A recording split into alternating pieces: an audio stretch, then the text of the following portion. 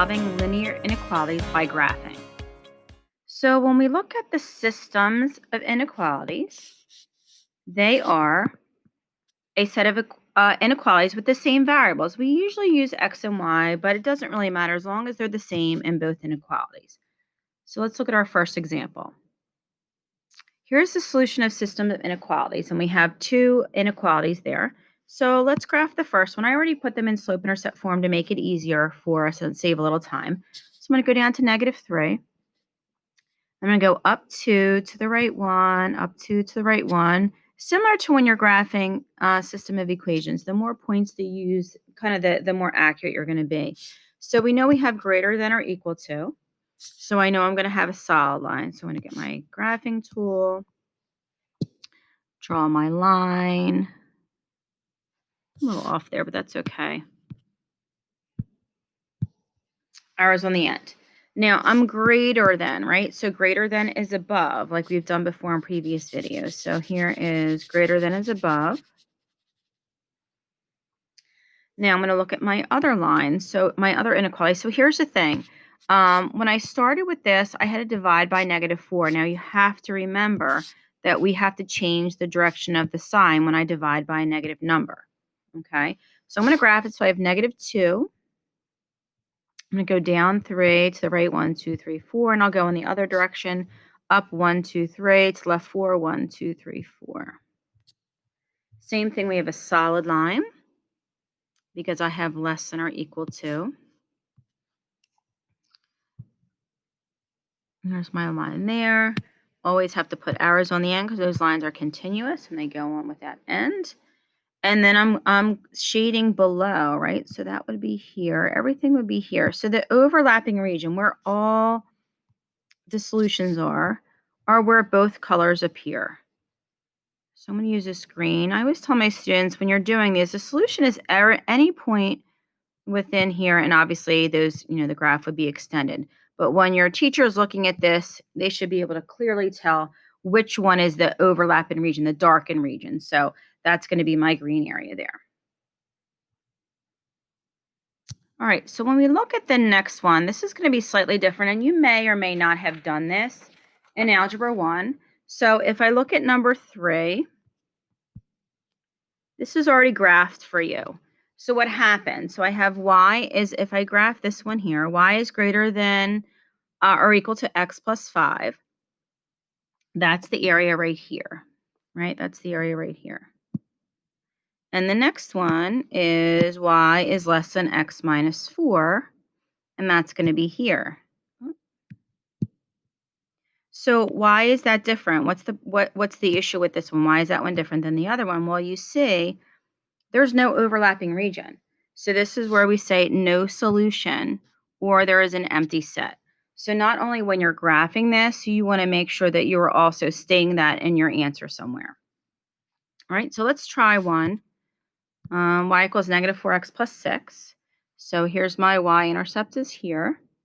I'm going to go down 4, 1, 2, 3, 4 to the right 1, 1, 2, 3, 4 to the right 1, 1, 2, 3, 4 to the right 1. So I'm good. Solid line.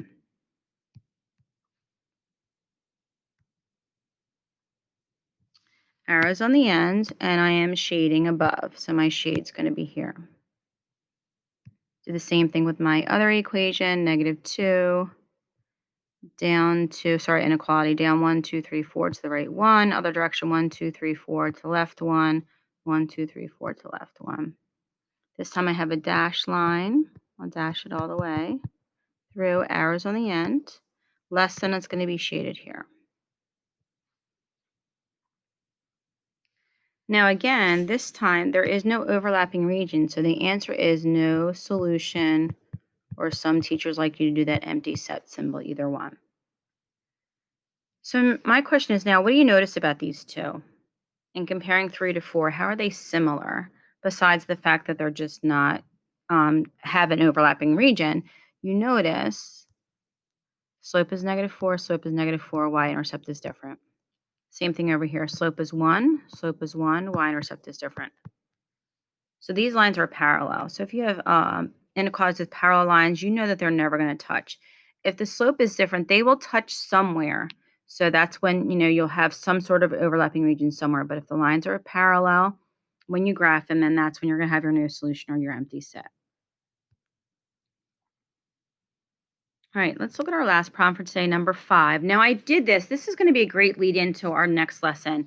But the reason that I did this for you, just because I didn't want to waste time in the video, just kind of showing you the graph. At this point, I'm kind of assuming where you can see that it's graph. This time there's 3. And the directions say find the coordinates of the vertices of the triangle formed. So I have everything by color. Here's pink. You can see the pink and where it's shaded. The little bluish line, you had to put in slope-intercept form first before you graphed it. And then we have that yellow line right there as well. Okay, so what happens is, now again, this is a little tricky because you're not graphing with a graphing calculator or using a computer. It's by hand. So we're going to naturally be off just a little bit. We do the best we can. Okay, so this point right here, and I'll actually kind of do that in black. This point, and it's asking for the vertices of the triangle. So here we have one vertice, -4, 7. We have another vertice, which is 0, -8. Now, if you see this one, it's kind of not really in the corner of the box. We're going to have some sort of fraction, which is impossible to see by hand. Is it 1/2? Is it 1/3? Is it 2? Is it 2/3? We don't really know. So what I do know is that spot that I'm looking for, I use the yellow. That's the intersection of the yellow and the pink line. Okay, so what I did right here is I put the yellow, I have the yellow and the pink line ready to go. There's the inequality. I'm looking at just a line. I want to figure out where the lines meet. The shading, of course, is important, but where the lines meet, I need to change it to an equation. Now, because they're both set equal to y, I can set them equal to each other to solve and find out where that coordinate is.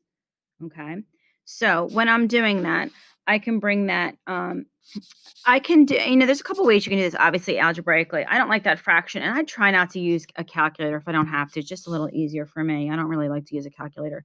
So that gives me, I'm sorry, this is -4x.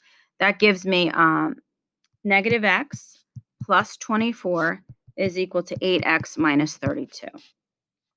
And then when we solve from there, we have 9x is equal to 56. So x is equal to 56 over 9, which is obviously a fraction, which makes it tough. Okay, so we can even make that if we want, because we're going to check it. We can make that a mixed number.